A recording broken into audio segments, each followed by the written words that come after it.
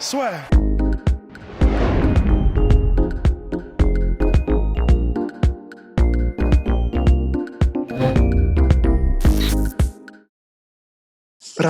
Puis bon débarras. Attention, ça y est, on est parti pour balancer notre prochaine mixtape. Bonjour à toutes et à tous et bienvenue dans le podcast de la soirée. On va parler de Khamzat Chimaev et puis quelque chose qui peut-être nous inquiète. Nous allons voir ça avec Ross. Donc on a déjà fait 2 podcasts autour de Khamzat, de son style, des éventuelles attentes que peut avoir l'UFC par rapport à ce talent. Et ça s'affiche d'ailleurs en suggestion ici et là. Attention, ça ne rigole plus. Ce qui est intéressant, mon cher Rust, c'est que là, donc, il revient le 19 septembre, il devait revenir à la base en août, il y a eu des problèmes de visa. Finalement, grâce à Dana White, il a son visa pour aller aux États-Unis. Il combat donc le 19 septembre contre Geralt Meerschaert, qui est on va dire un petit journeyman. Et on se fait un petit journeyman. C'est pas quelqu'un qui devrait lui poser beaucoup de problèmes. Et ensuite, il est déjà prévu face à Demian Maia il est déjà prévu face à Demian Maia sur la Fight Thailand. Ma question, grand 1, c'est est-ce que le fait d'avoir déjà 2 combats prévus, c'est pas un peu bizarre? Et est-ce qu'aussi, surtout, l'UFC, là, ils y vont pas un petit peu trop fort avec lui? En tout cas, j'ai pas souvenir d'un athlète à l'UFC, d'un combattant, pour lequel l'UFC ait autant mis les petits plats dans les grands direct. Parce que même Conor McGregor, qui pourtant, dès ses premiers combats, les commentateurs, Dana White, tout le monde était en mode « Ok, il y a quelque chose qui est en train de se passer ».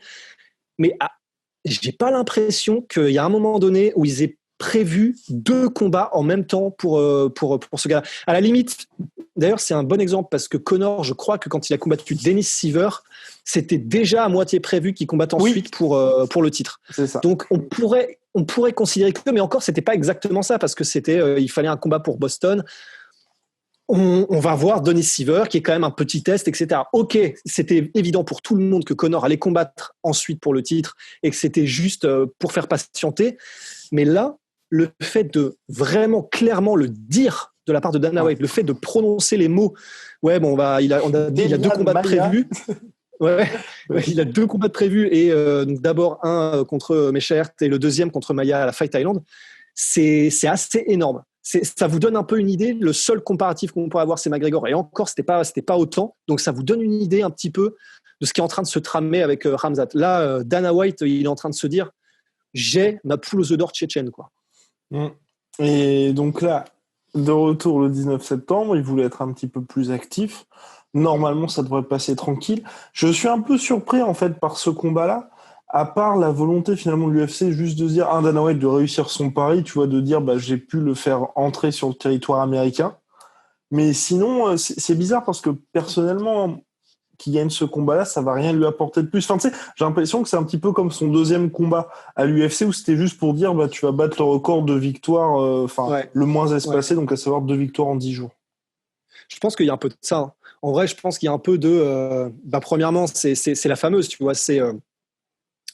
gonfler le highlight, c'est-à-dire que ça va leur permettre d'avoir de nouvelles images. Quand ils vont faire des mash-ups de Khamzat qui éclatent des mecs au sol, ils vont pouvoir avoir 3 têtes différentes. Donc ça, c'est pas mal. Et puis après, c'est vrai que clairement, il y a ce côté, les stats, il y a ce côté... Après, malgré tout, mine de rien, Meerschaert, c'est quand même un petit step-up par rapport aux 2 précédents. C'était un petit step-up, mais c'est un step-up quand même. Le gros step-up, ça va être passer de Meerschaert à Demian Maia. Ouais. Là, il y a peut-être un petit peu d'abus. Après, c'est... Honnêtement, moi, je serais excité parce que malgré tout, même si le step-up est pour moi beaucoup trop précipité, beaucoup trop, surtout... non, mais parce que pour moi, c'est Demian Maia quand même. Ouais, mais pour moi, c'est... et là, nous ne sommes pas d'accord. Non, mais parce que en haut, pour moi, je trouve que Demian Maia, c'est parfait. Déjà, en fait, le problème, on en avait déjà parlé, je crois. On avait déjà parlé, mais le problème, c'est qu'il est tellement bon au sol et dangereux debout que même la plupart des top contenders des membres du top 10 seraient dans le dur face à Khamzat. Donc, t'as pas beaucoup de mecs qui, aujourd'hui, peuvent lui poser problème. Et là, c'est pas du tout parce qu'on est... on s'enflamme un petit peu sur notre cher Khamzat ou qu'on le voit trop beau. Là, c'est très, très compliqué, on va dire, à manœuvrer Khamzat à l'heure actuelle. Alors que Demian Maia, pour moi, c'est parfait. dans le sens où je pense que le combat va se dérouler, à mon avis, debout, et que Khamzat va se faire plaisir debout pour le terminer debout. Voilà. Ah, bah c'est là où je suis pas sûr, tu vois. Je pense qu'il va pas Parce du que- tout prendre le risque, en fait. Et du coup, tu vois, ça lui permet d'ajouter un nom. Sur la page Wikipédia, ça fait bien. Emballer, c'est peser. Parce que moi, tu vois, j'aurais tendance à me dire. Alors, là, c'est de l'hypothèse, mais Ouais. j'aurais tendance à me dire il est invaincu, il est jeune, Ambitieux, parfois vicieux. pas de sentiment que des sentiments. Mais il a, à mon avis, il est tellement en confiance et sur la pente ascendante que je serais prêt à mettre une pièce sur le fait qu'il a envie de justement marquer l'histoire, tu vois. Je serais prêt à mettre une pièce. Et soumettre Demian Maia. Alors, soumettre, ça va être compliqué, je pense, mais au moins, c'est genre le finir au sol en ground and pound, tu vois. Oh, ouais. Parce que franchement, je serais très étonné. Alors, donc, il y a le fait qu'il est invaincu, en confiance, jeune, ça, c'est déjà pas mal. Mais il y a aussi son caractère, en fait. C'est vraiment, enfin, son surnom Borz, c'est vraiment un loup. Mais dans le sens, tu vois, il aime le sang, tu vois, il aime la chasse.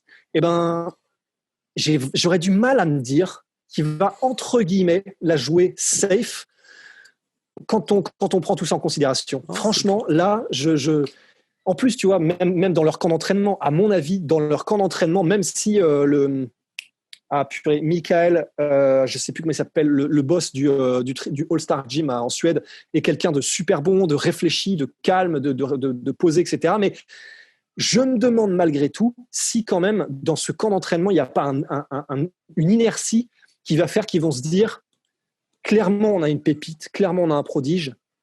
Allez, tentons le diable, tu vois. Parce que pour le coup, si jamais non, peut-être pas.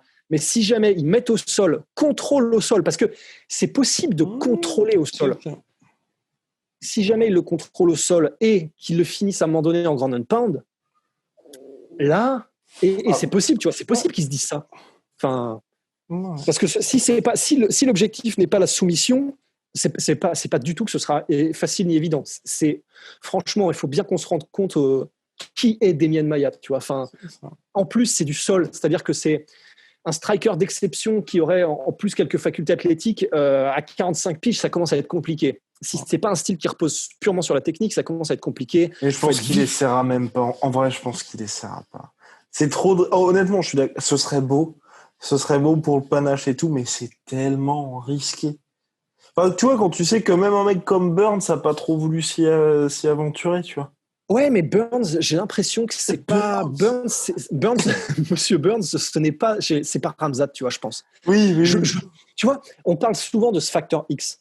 Je l'ai pas nécessairement quand je vois combattre ou quand j'entends Gilbert Burns, même si c'est un combattant d'exception. Je l'ai quand je vois Khamzat, tu vois, et quand je l'entends, et quand je le vois parler, quand je le vois se mouvoir, quand je vois sa confiance, ce qui dégage. J'ai vraiment ce facteur. Il y a quelque chose de pas normal qui est en train de se passer. Et du coup, j'ai envie de me dire, même si Burns, par exemple, a été un peu frileux, Burns n'est pas Khamzat, Khamzat n'est pas Burns, et je pense que Khamzat, voilà, on en fera des t-shirts. Et je pense que Khamzat est prêt à des sacrifices et est prêt à des risques que n'était pas prêt à prendre Burns. et la boucle est bouclée. Ouais.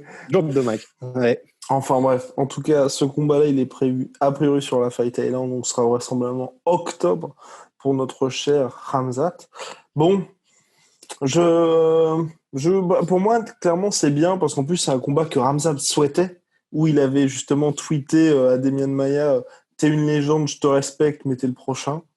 J'ai beaucoup aimé, et puis voilà, je pense que tu vois, alors, pour moi, c'est gagnant-gagnant pour lui parce que s'il arrive à le mettre KO debout, ça fait quand même un nom. C'est quand même une grosse performance pour un mec qui démarre. S'il arrive à le finir au sol, comme tu le dis, là, clairement, j'ai presque envie de dire c'est historique parce que c'est clair. Là, pour la catégorie, c'est vraiment un message de dire n'allez jamais au sol avec ce mec-là. Ouais. Parce que même si vous êtes bon en JJB, enfin, je suis même pas bon en JJB, même si vous êtes l'un des meilleurs de tous les temps en JJB et que vous avez les skills que personne n'a dans la catégorie, il peut vous finir. Et en plus, le gars est un cauchemar en lutte. Donc là, clairement, le sol vous oublie à tout jamais. Et dans ce cas-là, j'ai pas envie de dire title fight directement, mais mais non, mais en vrai, c'est très compliqué, hein, parce que n'importe quel gars, peut-être aller à la rigueur, tu vois, j'aimerais bien le voir contre Wonderboy, tu vois, après. Ouais, c'est ça. Ouais, ce serait bien ça. Ce combat-là, tu vois. Mais parce que sinon, moi, j'ai peur qu'il casse du contender ou qu'il. Ouais. C'est le gros risque. Et là, là, c'est une question que je pose à nos auditeurs. C'est, j'ai peur qu'ensuite, tu vois, t'aies vraiment un énorme step-up. Parce qu'il va pas pouvoir, justement, bénéficier d'un. Si tu bats Demian Maia, tu peux pas ensuite grandir en ayant un Neil Magny, un mec comme ça. Ouais, non, c'est ça. Ou même un Nico Price. Tu bats Demian Maia. Non, mais non, tu peux pas. T'es top 7. Non, parce que mais c'est ça, parce que le problème, c'est que là, allez, on va parler un petit peu graphique, mathématique, mais là, il est sur une courbe qui est exponentielle. Le problème, c'est que tu peux pas, si tu lances ta courbe exponentielle, revenir ensuite, enfin, quand tu es sur un truc. Exactement. Voilà. Et tu pars comme ça, tu peux pas ensuite revenir ici, c'est pas possible. Et donc, le problème, c'est que Demian Maia, il est là sur la courbe exponentielle. Après, tu es obligé de prendre un autre tueur à gage. Tu peux pas, ne serait-ce que prendre quelqu'un qui est au même niveau. Il faut suivre la courbe. Et le problème, c'est que suivre la courbe en passant de Gerald Meerschaert à Demian Maia, c'est une courbe qui va direct au title fight, quoi. Ouais. Donc, mathématiquement, là, j'ai envie de dire, c'est prouvé, quoi. Non, compliqué. Non, je pense qu'ils ne mettront pas directement en title fight. Peut-être, ils peuvent, jeter en pâture. Mais c'est peut-être un peu dur. Mais tu vois, ils peuvent essayer de mettre Leon Edwards, tu vois. Ou ça fait un combat qui est... Après Demian Maia ? Ouais, et ça fait un combat qui est chaud. Mais ça fait un combat qui est chaud, mais dans le sens où l'UFC a quand même un petit peu envie de se débarrasser de Leon Edwards. Et d'un autre côté, si effectivement Khamzat bat Leon Edwards, là, c'est terminé. Mais après, je pense que Leon Edwards va refuser de ce combat. Oui, je pense aussi. Et je le comprendrai, très honnêtement. T'as rien à gagner. Ah non, oui, c'est ça, exactement. T'as rien à gagner. Mais c'est pour ça, je pense que rapidement, l'UFC va être un petit peu emmerdé par Khamzat, parce qu'on est quand même dans une catégorie, c'est différent de la catégorie light heavyweight où on avait eu Volkan en 2017 qui était arrivé avec 3 victoires, dont 2 par KO en l'espace de quelques mois et qui avait été title shot parce qu'il n'y avait personne. Là, c'est dans une catégorie où quand même vous avez Colby Covington. S'il venait à battre Woodley, là, il est en starter pack title shot. Il y a mine de rien aussi Jorge Masvidal qui est toujours en embuscade. Et puis il y a Burns qui affronte Kamaru Usman en décembre. Donc la catégorie, elle est quand même assez chargée, je trouve. Compliqué quand même pour Khamzat de réussir à se frayer un chemin. Surtout, et c'est là aussi, pour moi, c'est un petit peu compliqué, on en parle assez souvent avec l'UFC, où c'est vrai que tu as aussi ce côté méritocratie. Même si Khamzat est super bon, t'es quand même un peu obligé, je trouve, de faire la queue. Enfin, parce que pour les mecs qui sont là, qui font que d'affronter. Et puis aussi, on en avait déjà parlé, Leon Edwards, tu vois. Si Leon Edwards revient, un mec du top 5, tu peux pas dire Khamzat, t'es là depuis 6 mois, tu lui passes devant comme ça. Ouais, non, c'est clair. C'est clair. Enfin, c'est clair qu'il y a une file d'attente et au moins, faudrait que Khamzat ait la courtoisie de démonter un mec de la file d'attente. Enfin, c'est vrai que ça paraîtrait. Ce serait parce que Demian Maia n'y est pas dans la file d'attente. Ouais. Donc c'est vrai que honnêtement, c'est vrai que méritocratiquement parlant, c'est clair que même si on dit qu'il y a la courbe, que machin, que c'est exponentiel. Bon, exponentiel, je me suis peut-être un peu emballé, mais en tout cas, c'est clair que ça va très vite, très haut, très fort. Malgré tout, c'est vrai qu'il faut au moins un mec après Demian Maia avant le title shot. Oui, non, c'est vrai que on s'est peut-être un petit peu emballé parce que c'est ça, il faut au moins que tu puisses valider la case. T'as démonté un des mecs qui attendait le title shot. C'est ça. C'est vrai que c'est un prérequis finalement. Ouais. Et attends, on va regarder les rankings, mais c'est vrai que c'est une situation qui va être, franchement, ça va être assez intéressant. Et aussi, il y a ce truc qui est un petit peu compliqué. Et là, on n'en avait pas parlé jusque-là avec Khamzat, mais là, quand vous voyez les efforts qu'a fait l'UFC, parce que vraiment, c'est pas anodin, que Dana White se dise, il a la possibilité d'attendre la Fight Island. Comme par exemple, pour regarder ce qui s'est passé avec Cyril Gane, qui a eu son combat, qui a été déplacé de Las Vegas à la Fight Island, où Cyril Gane, c'est quand même un énorme prospect. L'UFC s'est dit, on va quand même attendre pour faire son combat, qui est très important contre Shamil Abdurakhimov. Là, il y a la volonté vraiment de Dana White de dire, déjà, c'est quand même assez galère qu'il ait son visa, il obtient le visa, il le fait combattre, enfin, ils font vraiment des efforts pour lui, et je pense que l'UFC prendra pas, c'est aussi pour moi l'autre indicateur sur le fait que le title shot ou de grandes choses vont arriver pour lui, c'est dans le sens où je pense que l'UFC a pas non plus envie qu'il leur casse du contender comme ça, tu vois. Parce que très rapidement, ça va devenir un problème. Mais c'est ça, c'est vraiment en fait, c'est un problème et une bénédiction, Khamzat. C'est-à-dire que l'UFC peut en faire vraiment, véritablement sa nouvelle star, mais dans le sens, là, ses réseaux sociaux, il est quasiment déjà à 500 000, un truc comme ça, sur les réseaux. Tout le monde le connaît. Il bénéficie d'un push qui est hallucinant. Donc, c'est une bénédiction quand même, parce que c'est ce que l'UFC veut, des superstars. Mais c'est vrai que d'un autre côté, sa progression est juste tellement rapide.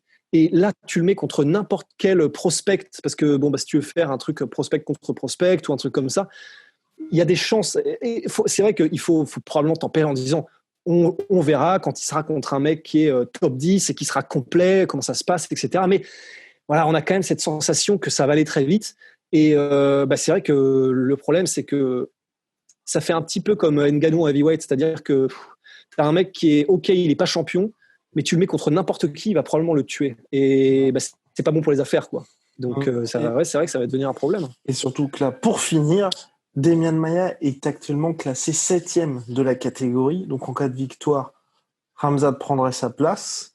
Et surtout, juste après, donc voilà le combat dont on avait parlé, Stephen Thompson. Ensuite, c'est Tyron Woodley, Masvidal, Edwards, Covington, Burns. Enfin, directement ensuite, pour moi, c'est vraiment ça. C'est Stephen Wonderboy, c'est le seul gars qui fait que si tu le bats, tu n'as pas le title shot, c'est obligatoire. On peut encore discuter. Mais après, tous les mecs qui sont classés au-dessus, t'as plus le choix. Et là, clairement, on est dans une situation où Khamzat Chimaev contre Kamaru Usman ou le champion pour 2021, c'est très probable. C'est envisageable. C'est clairement envisageable. C'est fou de se dire ça. C'est du délire. Bien joué, Khamzat. non mais c'est dingue. C'est dingue. Et surtout, en plus, qu'il va peut-être réussir à faire ça. Et je veux dire, pas à la manière de Conor McGregor, où certains, tu vois, peuvent dire t'as battu justement Dennis Siver pour avoir le title shot. Là, il va peut-être pouvoir le faire de manière où tu te dis vite, donnez-lui le title shot parce que là, il est en train de raser la catégorie. Ouais, c'est ça. Il est inarrêtable. Enfin, il est temps de. Il est temps de lui donner quelque chose à manger, quoi. Ouais. Ah, c'est fou. Franchement, c'est fou. Bref. C'est vrai que comme mot de la fin, on peut vraiment mettre l'accent là-dessus, mais c'est hallucinant de se dire à quel point c'est allé vite. Honnêtement, avant la Fight Island, je ne connaissais pas, et donc c'était il y a 2 mois, je ne connaissais pas Khamzat Chimaev. Et là, on est en train de dire, on envisage un combat pour le titre d'ici quelques mois. C'est hallucinant quand même. Non, c'est fou. Après, peut-être que Demian Maia veut balayer tout ça d'un étranglement. Ce serait le game, ce serait le jeu. Et c'est le sport, mais en tout cas, pour l'instant, voilà, parce qu'on vous voit venir vous enflammer et tout, le doute est permis.